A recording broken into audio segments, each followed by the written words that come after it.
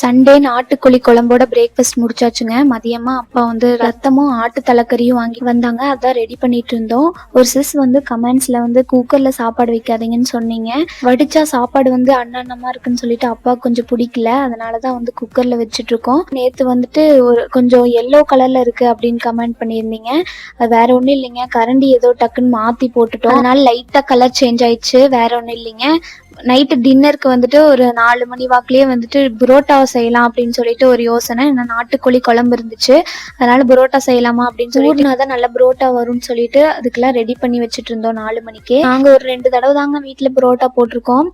இது வந்து second time. First தடவை வந்துட்டு கொஞ்சம் மொறுன்னு வந்துருச்சு, கொஞ்சம் சாஃப்டா இந்த கடை புரோட்டா மாதிரி வரல. எல்லாருமே அப்படிதாங்க, ஒரு வேலை செஞ்சா அது கரெக்டா வந்தாதான் அடுத்த தடவை ட்ரை பண்ணுவோம். எங்களுக்கு ஃபர்ஸ்ட் ட்ரைல வந்து ஃபிளாப் ஆயிடுச்சு. அதனால வந்துட்டு செய்யலாமா வேணாமான்ட்டு இவ்வளோ நாள் கழிச்சு நேத்தா செஞ்சோம். புரோட்டா சூப்பரா இருந்துச்சு.